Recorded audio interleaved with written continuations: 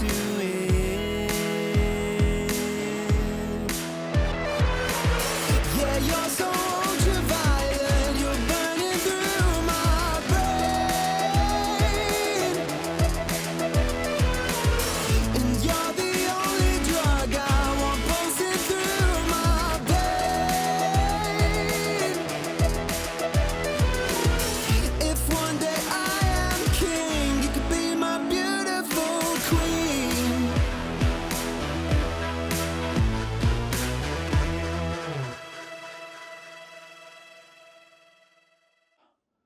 That intro song was actually a track released by a friend of mine recently, and if you'd like to give it a listen in full, there is a link to stream it in the description. This is the Holo Spring 3. Now this is a pretty unique and exciting DAC for a few different reasons. Firstly, it's an R2R DAC, and not only that, it's the second highest objectively performing R2R DAC you can get, falling short only behind its big brother, the May. Now, R2R DACs are becoming quite a popular choice recently, with companies like Holo, Denafrips, Socris, and others all being common choices because a lot of people seem to prefer the way that an R2R DAC sounds compared to a traditional Delta Sigma DAC. The drawback, though, has always been that R2R DACs don't measure as well. They don't perform as objectively well on paper as a Delta Sigma DAC, even though people might subjectively prefer them. But Holo bucks that trend, because Holo, with the May, for example, not only has it got 118 dB cyanide, or THD plus N, which is really good just for DACs generally and is the highest of any R2R DAC, but there are some characteristics about it which are the highest of any DAC, period. As far as I'm aware, it's still got the highest dynamic range of any DAC, it's got the most powerful PLL of any DAC to attenuate jitter, crosstalk's non-existent, it's got a lot, highest sample rate input support. There's a lot of characteristics about that which are ridiculously impressive, and this is borrowing tech from the May. So this is an exciting DAC not just because of the objective performance, which is fantastic for a DAC generally and exceptional for an R2R DAC, but because some of the design elements of this and the features that you can get are pretty unique. You can get this in 3 levels, level 1, level 2, and KTE. Level 3 KTE, you get a nicer transformer, you get some capacitor upgrades, you also get a nicer USB card, which is the same one that was in the Holo May. But at all 3 levels, you can pay an extra $500 and you can get a preamp. Not just a attenuator or just DSP volume control, which is what most DACs do, a proper, fully discrete, Class A active preamp. That's fantastic. There are not many DACs which actually have a proper hardware preamp involved, and for $500, if you were to buy a DAC of this caliber and a preamp to match it, $500 for a preamp is an absolute bargain, especially given how this transparent this one is. So the fact that you can have such a high performance preamp in the DAC in this form factor for $500 is fantastic for those who are using this in a speaker setup or in a home theater type system. That's an absolutely fantastic feature. It means I can plug this straight into my AHB2. I don't need a preamp, just DAC, speaker amp, that's it, done. The other benefit of having a hardware preamp like that instead of just DSP volume control is that DSP volume control, you lose dynamic range as soon as you start attenuating. You attenuate 10 dB, you lose 10 dB of dynamic range. Whereas if the preamp has a higher dynamic range than the DAC, you've actually got some headroom where you can attenuate without losing any dynamic range. So you can attenuate on this 5 or 10 dB and your dynamic range doesn't change. The DAC does come with the traditional Holo remote, so milled from a single piece of metal, nice copper buttons. You can mute the DAC, change volume, you can turn the display on and off. You can't change the brightness of it, but it's not really an issue just because the display doesn't actually illuminate much. The text is very crisp and clear, but it doesn't actually put out much light, because anything that isn't covered by text is just pitch black. The one thing that you can't do is turn on oversampling. No internal oversampling on the Spring 3, and I'll talk about that in a bit. For now, let's have a look at the back. On the back, we have an IEC inlet with the easily accessible fuse. You can change this between American and European voltage, but you have to open it up to do so. High retention USB connector, optical, I2S input, which you can change the pin out of just on the menu on the front. That's really handy because then you can use any DDC you like, regardless of what pin layout it's got. Coax, BNC, AES, and then the analog, balanced, and single-ended outputs. Let's have a look inside. Holo has something of a reputation for having gorgeous internals, and this is no exception. Over here, we've got full silver point-to-point wiring between the power supply and the IEC inlet. switches here for the voltage. This transformer is not just a regular toroidal transformer. This is an O-type transformer, which means it better constrains the electromagnetic field at the cost of being harder to make and therefore more expensive. Further enhancing that effect is the fact that this is a flat wire transformer, not just a round wire transformer. This is a hand-wound transformer, so it's nice to see that Holo's gone the extra mile there. Big piece of metal, physically isolating the power supply from the rest of the DAC. That's nice to see. Lots of capacitance and filtering down here as well. Clearly, a lot of over-engineering and thought has gone into this, and it just looks gorgeous. Up here, we have the digital input section, and this board is the most prominent. This is the USB board. This will look slightly different on the unit that you receive, because this is actually the previous generation of USB implementation. On the new one, that XMOS chip is gone, and they've replaced it with a completely proprietary solution. The rest of the board's been changed a little bit. It's using an FPGA and an ARM CPU, because XMOS can't do 1.536 MHz on AMD. And so Jeff Zhu said, screw it, I will fix that myself. And he did. So he's got a full proprietary in-house solution now on current model units. But otherwise it'll look fairly similar. This Holo logo chip up here is actually the Titanis chip. That is reclocking and doing some conditioning of the signal before it arrives at the FPGA or the XMOS chip to improve what's called the I pattern of the signal. And there's some filtering and capacitance up here. It's also fully galvanically isolated. These are optical isolation diodes. So that means there is actually no electrical connection whatsoever between the USB implementation and the rest of the DAC. Noise from your PC and whatever you're plugging it into cannot be passed through to the DAC. Some DACs do galvanic isolation via transformers, which is good, but can in theory still allow some AC noise to pass. This means that there is literally no electrical connection whatsoever. We've also got some isolation here for the other inputs like AES, and I think there's some more underneath the board as well. And then here we have the main FPGA, which will be handling things like the PLL and just general operation volume control of the DAC. I should mention, you don't need a DDC for this, because I measured the jitter just using the USB input, and all the way down to minus 170 dB, there was nothing. Absolutely nothing. I literally was limited by the APX555, not the DAC. So that's pretty insane. I've not actually found a DDC which matches that performance yet. This does have a PLL very similar to what's in the May, so you can plug in basically whatever you like and it'll have excellent performance. But honestly, I would just recommend using the USB, because it's ridiculously good. You can see that we've actually got, again, some physical separation on the board going between the analog stage and the digital stage. So over here, this is not the DAC. This is the preamp module. So you can see the relays here, and this is all the transistors. It's kind of taking some design aspects from the Serene, which is their discrete preamp. Underneath it, you can see there's 3 boards. That's the middle one. That's the DAC there. So I can't actually take this off and show you, but it looks very, very similar to the module in the May. Over here, we have the discrete Class A output stage. This gets a lot hotter than the Spring 2 did. It's about the same as the May. I don't really know what's changed specifically between the Spring 2 and this, but this does run considerably hotter than the Spring 2 did. Absolutely no expense spared, lovely components, separation wherever possible, galvanic isolation, amazing transformers, lots of capacitance, proprietary USB implementation. It's just done brilliantly, and the objective performance reflects that, and the subjective experience reflects that. So let's talk sound. Let's talk about sound. And to get it right out of the way, I think the Spring 3 sounds amazing. I think this is a truly phenomenal DAC, but it's been a bit of an interesting and a challenging one actually to compare and review, because how it sounds depends entirely on how you set it up. And there are 3 main ways you can do so. Firstly, you can use DSD, because the DAC inside that does DSD is completely different to the R2R ladder. You can use oversampling from a tool like Rune or HQ Player, or you can just run it stock, just put it on your desk and play it in NOS, non-oversampling. Now NOS and oversampling sound different. Which of them you'll prefer is personal preference. I personally swap back and forth. I use them evenly just because they sound different, they suit different moods and genres. I like both. Some people will have a very strong preference for one or the other, but for me, having the option for both is nice. The challenge though is that because NOS sounds so different to oversampling, you can't really just directly compare this to another DAC. Because if you just compare this to another DAC, just put 2 on the desk and you're swapping back and forth between the 2, they'll sound different, but not because of the DACs, just because one of them's oversampling and one of them is NOS. And so that means that you can't actually get a good comparison, and it's been a bit tricky, because I've not found another NOS DAC anywhere close to this price point to compare it to. All the ones that say that they've got NOS don't. You can't do it on a Delta Sigma DAC. Delta Sigma DACs are not capable of doing NOS. So stuff like the Gustard X26 Pro, for example, it says it's got a NOS mode. It doesn't. It's just a very short oversampling filter. I have some measurements up on my website. You need an R2R DAC to do NOS, but even some of the other R2R DACs close to the Spring 3's price point that say that they can do NOS don't.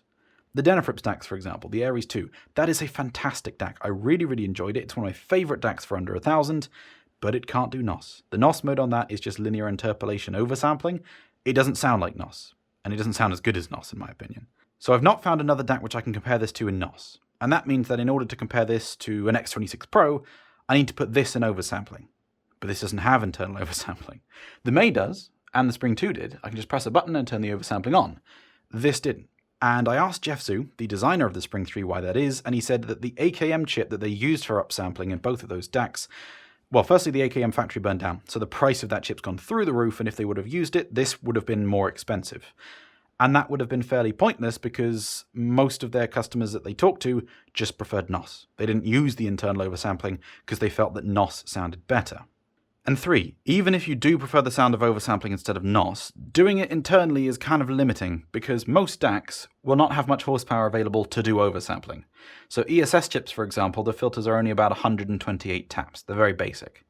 Stuff like the Rockner Wavetree, that's got about 5,000 taps because it's a bit more powerful. The Chord DACs, they kind of focus on this aspect. So the Dave has 164,000 taps, which is quite a lot. Most players will have pretty good oversampling built in. So if you just turn on one-click oversampling in Roon or Audivana, Fubar has plugins for it, that's probably going to be better than the oversampling in your DAC. But if you want the absolute highest quality, HQ Player. HQ Player is a fantastic piece of software, and it's got higher performance oversampling than even the Chord M scaler. It's got several million tap filters, 15th order noise shaping. It measurably improves the performance of quite a lot of DACs, which is quite interesting. You can use it standalone, or players like Roon actually have direct output support for it, so you just use Roon as normal and that just handles the upsampling, which is pretty handy. If you want to try it, there's a free trial, just download it. In the description is a config file specifically for the Spring 3. Just download it, go File, Import Settings, and click that. If you have any questions and you want to know what settings to set for your particular DAC, or you're just confused and want help in general, join my Discord server or the private Patreon chat and I'd be glad to help you get it set up. And so that's why this DAC has not 768, but 1.536 megahertz sample rate support.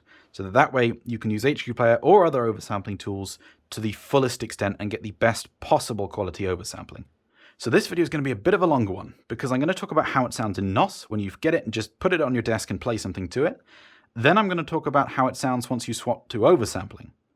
And then I'm going to give some comparisons both to other DACs like the X26 Pro and to the May and the Spring 2. Is it worth upgrading from a Spring 2 to a Spring 3? Is it worth saving extra and going for a May?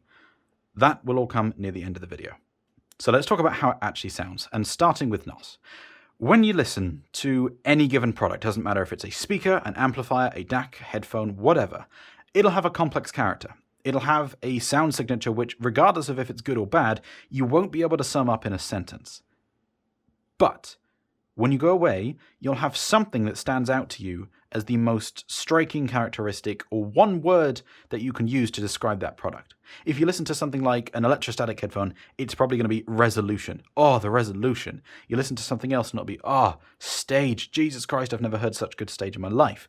With the Spring 3, it's realism. Now, if you've not seen my May review, I would strongly recommend going and watching that because just about everything I said in that video is directly applicable to the Spring 3. This isn't a May in a smaller box. The May is a better DAC, but this gets pretty close. And when you listen to it, it is immediately obvious that it's from the same DNA, it sounds very similar, and it retains a lot of the really positive characteristics of the May. What exactly do I mean when I say realism? Because some of these superfluous subjective descriptions like analog and natural can mean different things to different people. People will use them in different situations. What I mean when I say realism is that when I listen to this, I get some of the best sense of presence, of actually being in the recording environment that I get from any DAC. And in order to pull that off, a DAC needs a few things. The first thing is that it needs excellent spatial presentation. And I say spatial presentation, not soundstage, because they're different. There are some DACs which are going to be intimate, and you might have excellent resolution and dynamics and punch and timbre or whatever, but it can't really get very big. There will be other DACs where it gets really big, it gets huge and expansive and wonderful, but there will be drawbacks to it. Either everything is a little bit too big, maybe things get sort of diffused and lack of precision in the imaging as they go further away. One common thing is that low-end elements kind of lose their heft and weight as they get further away. There will be all sorts of different problems. Sometimes the whole presentation, even though it's big, just ends up sounding lightweight and ethereal. This, I say, excellent spatial presentation because it doesn't have those problems. It is a very big sounding DAC. It's not the biggest sounding DAC I've heard, but the quality of the stage is absolutely top notch. The best bit about it is that it's not just about how expansive something is. It's about the fact that when you listen to a track like this is Bang Bang by Lawrence Taylor, the subtle spatial cues and information about the recording environment itself are so clear.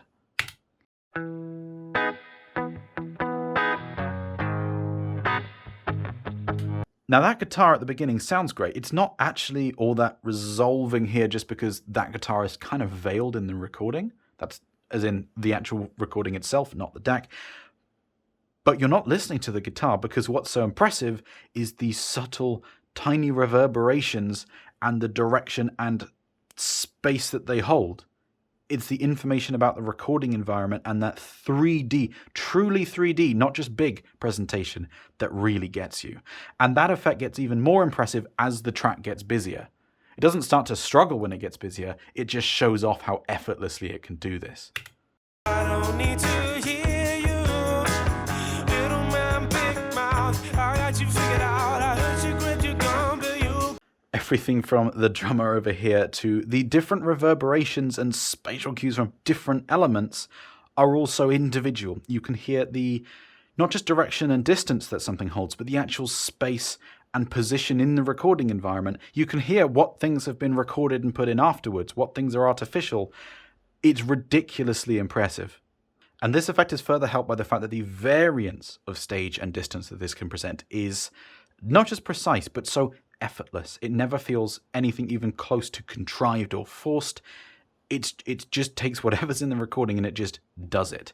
This is Slow Motion by Floor, and this one's kind of interesting because there's some vocals which are right in your head. And if you're listening to this on headphones, it actually demonstrates the effect a lot better than it does on speakers, I feel, for this particular track anyway, because it goes from right in the middle of your skull to as far away as the transducers can possibly represent.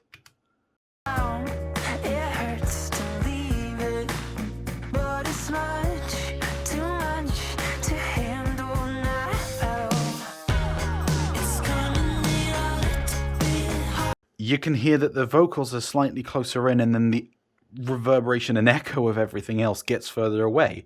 It's not just that the element itself is this sort of flat 2D plane.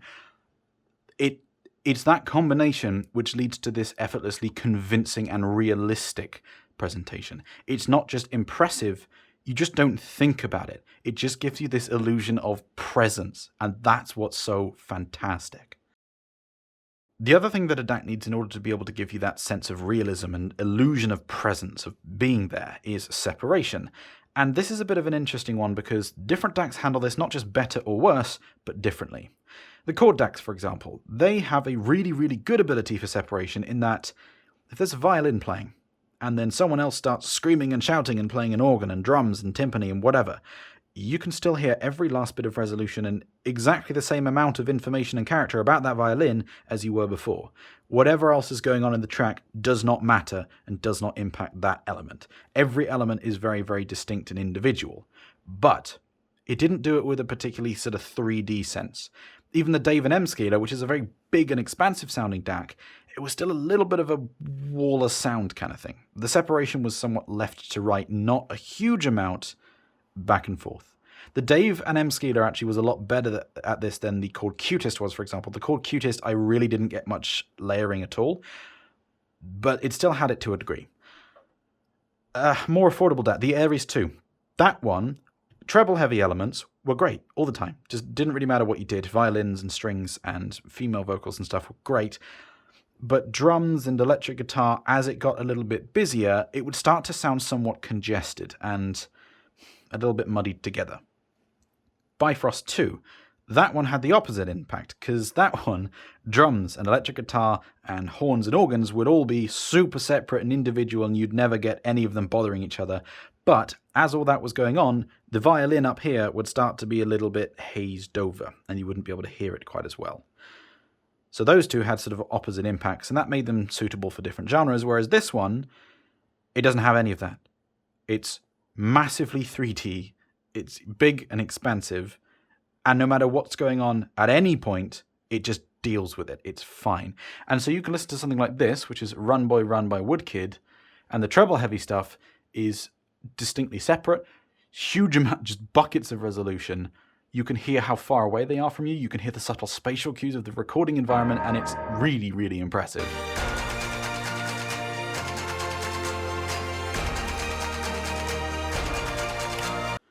And the great thing is, it's doing all that, and it's presenting those strings with such separation and character and resolution to them, but it's not sacrificing anything in the low end. And so you can immediately swap to something like this, which is Time by Hans Zimmer, and the later part of this track where there's the organ, it's just...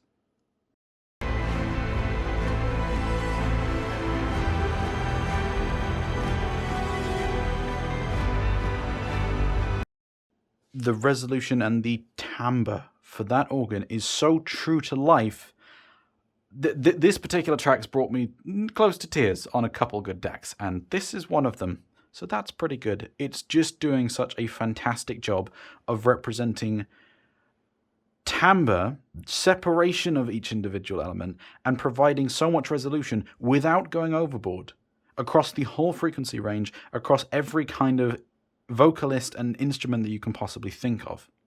And this all sounds like stuff which most good DACs would be aiming to do, right? But the problem is, so many of them end up falling one way or the other, where on one hand they might have a characteristic which is too prominent, where it's really slammy, and that's great fun for 5 minutes, because then you can't chill out and listen to anything, because it's all super energetic.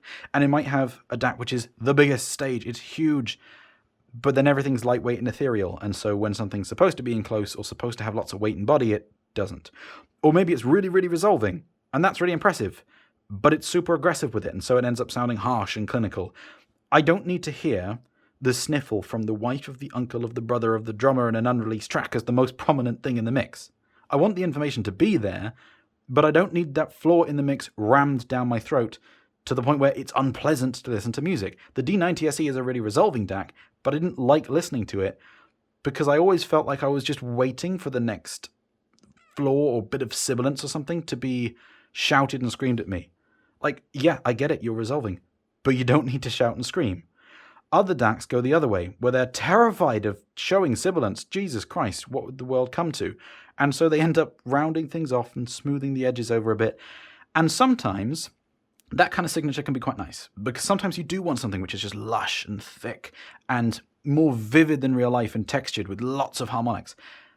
But it doesn't sound realistic. I totally get why you might want that some of the time. And that's why I'd love to get like a tube amp or something, or some Verite closed. Those are, I love those headphones.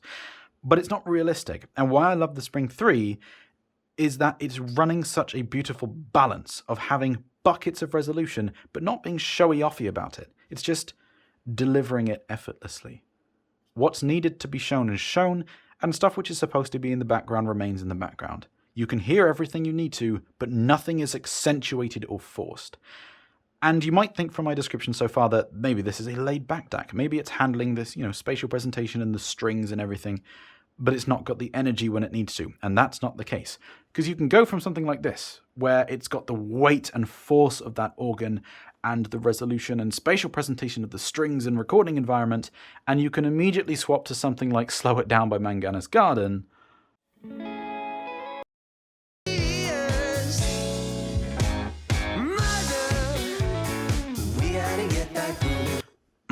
And while you've got all the actual texture and character to the vocals, I love the vocals in this band, but you've got the drums and the percussion slamming in your chest as well. You've got that energy and that bite. It can do whatever you need it to do, and that's what's great. It's doing... I hate using the word neutral, because when I say that, people think of like, oh, a 789. 789 doesn't sound neutral to me. That was a clinical and sharp-sounding DAC. Something like an Asgard 3, which is an amplifier, sounded a little bit warm. This is neutral, done right, without a problem, without flaws, without accentuating anything. It's just really, really impressive, and it gives the most convincing sounding presentation of any DAC that I've heard close to this price point. So why would I ever not run this NOS? If everything I've said so far is true, why would I go to oversampling? What benefit does it bring? Well, the best way that I can describe it is it's not an upgrade or a downgrade. It's different, and it's a trade-off between realism in NOS and outright technical performance in oversampling. When you go to oversampling, resolution is more apparent. It's not necessarily actually more resolving, it's just more forward with it. Macro dynamics are better in oversampling. If you go to oversampling, the crack of a snare drum is faster and more impactful, but then the character and the timbre of a kick drum is better in NOS. If you're listening to synthetic music like this is Reconnaissance by Mitch Murder, and I've used this in a video before because it's got a lot of fast, really, really snappy elements.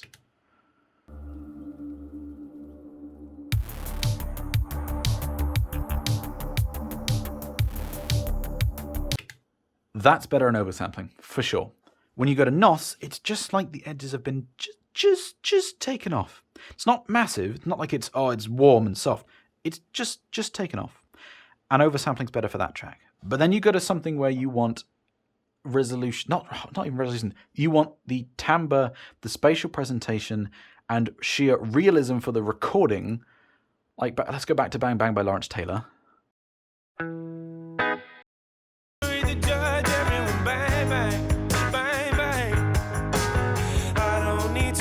That's better in NOS, in my opinion. The vocals sound more realistic. Separation is more convincing. There isn't a best option here, in my opinion. I like both. I change between the two depending on what I'm listening to and what my mood is. But the simple summary is that NOS has better timbre, NOS has better separation and positioning within the stage, OS has bigger stage, OS has more apparent resolution, and macro dynamics are a lot better. Which you're going to prefer is just going to be personal preference. And actually, I'm kind of curious. If you get the chance to try this, or if you own one, or another true NOS DAC, let me know in the comments. Do you prefer NOS? Do you prefer oversampling? Or do you like both and swap between them? I'm genuinely curious as to what the majority opinion here is.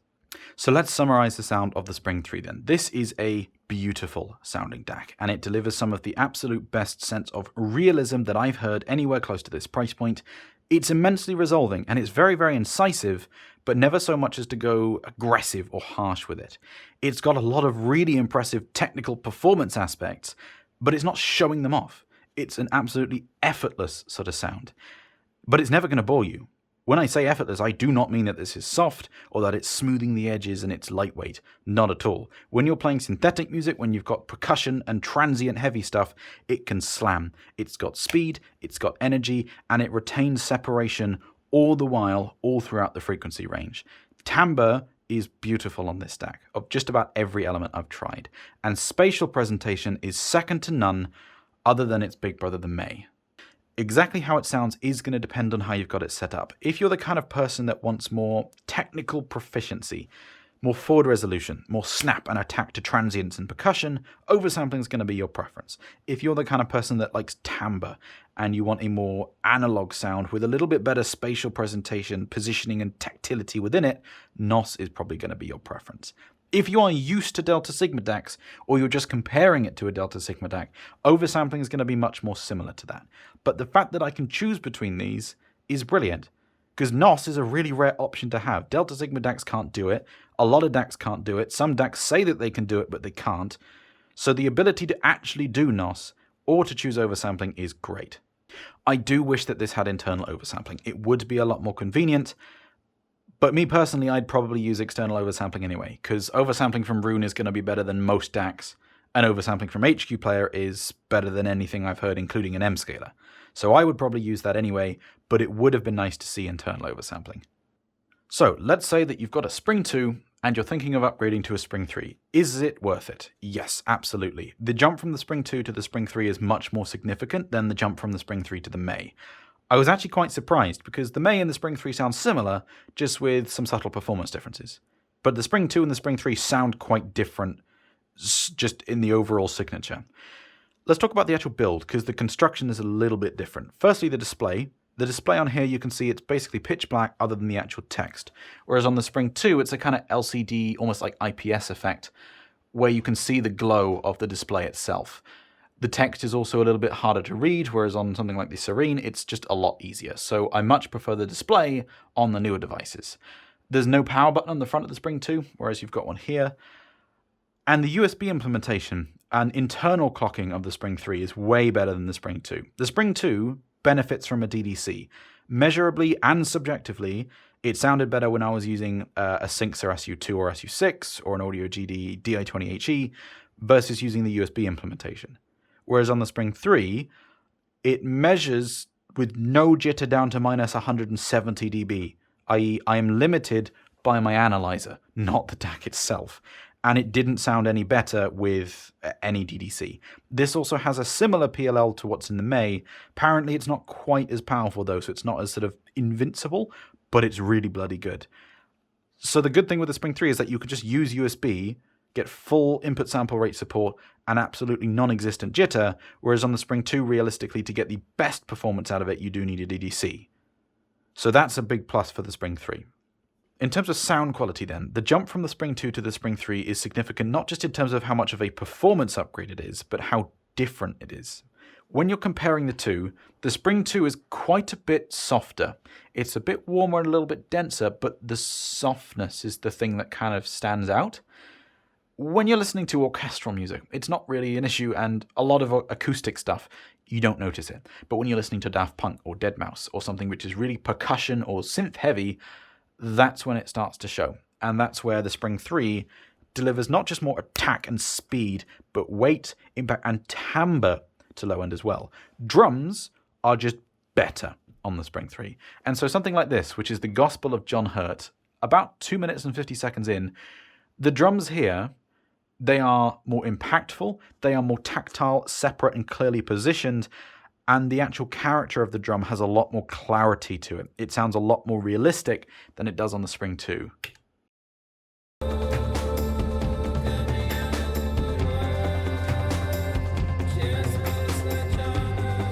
Spring 2 still sounds great, and if you can find a used one at a good price, it's a brilliant DAC to buy, but the Spring 3 is definitely an upgrade here. That's the most obvious thing. The second most obvious thing is that going from the Spring 2 to the Spring 3 is like pressing a more 3D button. This stage is bigger, it's got more clarity, tactility, and separation. Everything is less congested, is the best way that I can put it. It's not entirely just down to pure spatial presentation performance. Some of it is because the Spring 2 is a denser sounding DAC, and that a little bit interferes with the clarity of certain elements. It does get in the way of that just a tad. But the Spring 3 doesn't have that problem. I don't get that sense of presence on the Spring 2. It's a brilliant DAC and I really enjoy listening to it, but I don't sit there and feel like I'm actually engaged and in the recording. So the Spring 2 to the Spring 3 is a big change, not just in sound signature, with the Spring 3 becoming sort of more incisive and technically capable, but it's also just some performance upgrades. There's a lot of different aspects which are just outright better on the Spring 3. The Spring 3 to the May, though, is much more similar. The sound signature between the Spring 3 and the May doesn't really change that much. They sound very similar, but there are some straight performance upgrades you get on the May, just not as big a jump as from the Spring 2 to the Spring 3. The two most obvious ones are, one, again, macrodynamics. The May is actually quite a bit more powerful, fast, and impactful sounding when it needs to be. But then the other thing is that the spatial presentation is just a bit bigger. It's a little bit bigger and the imaging is more precise. Those are the two key differences between the Spring 3 and the May. And I have to emphasize that they are more subtle than the difference between the Spring 2 and the Spring 3. The overall signature, though, has not changed. Everything else is, I would say, just a straight couple % linear improvement. The resolution on the May is just a touch better. The separation on the May is just a touch better. The timbre on the May is just a touch better. And so is it worth upgrading from a Spring 3 to a May, or saving extra and getting a May? That's dependent on your budget. Are you happy to pay twice the price for a bit better? Only you can answer that. The May is a better DAC, and if you have the money to do so and you just want the best, then that's a great option. If you want something which is absolutely phenomenal for the price and you can get an integrated preamp, the Spring 3 is a well-priced option. I do really think that the Spring 3 and the May are very appropriately priced, actually, because the May is throwing punches at a lot of the $10,000 to $20,000 even DACs. I preferred the May to the Wavedream, and that's $20,000. It's an absolutely phenomenal piece of kit, and it's currently the highest performing R2R DAC you can get, with the Spring 3 following close second, and that's 2.5. And it sounds really close to the May. It's not a May, but it's really close. And so when you consider the fact that for the cost that it would incur to get a DAC of this caliber of sound quality and a preamplifier to match it, that's going to be $5,000 at least. This is 2.5. So that's absolutely phenomenal. And then for the kind of person who can stretch to an extra couple grand, the May gives you just that last few percent of performance and really does not leave you wanting much more. Comparing that to a lot of the really, really high-end DACs, and I've not been tempted to upgrade. I've not been tempted to swap. It's just been brilliant. So the value prospect for both of them is great. If you can afford the May, it's a better DAC, and I would recommend going for that. But if it's going to be a case of, oh, should I scrimp and save for an extra 6 months to get a May, I would go for the Spring 3. The Spring 3 is an absolutely amazing value. It's an absolutely phenomenal DAC, and I cannot give it a high enough recommendation. If you'd like to ask me any questions or speak to other Wiggly Air enthusiasts, then join my Discord server at the link in the description, or the private patron chat. Thank you so much to every single one of my patrons, especially my crazy Summit 5 people, Chief Big Time, Daniel Mellinger, Fake Australian Accent G'day Mate, Joe, King Jong-un, Commodus, Ross Kyle and Dizarasta, my legend patrons Chandler Bassett, Chris, CK Yozizawa Zoo, Jidin the Shiba, Raf and Gravitas, and my diamond patrons Naivotsu, Adam Cardos, Bean Bowoito, Beefy Fish, Bob Butler, Notwist, Dwayne Butler, Gizmo1K, Grant Evans, Jean R, Luxifer, Nino and Pokey. Thank you guys so much, you are fantastic and you make this happen.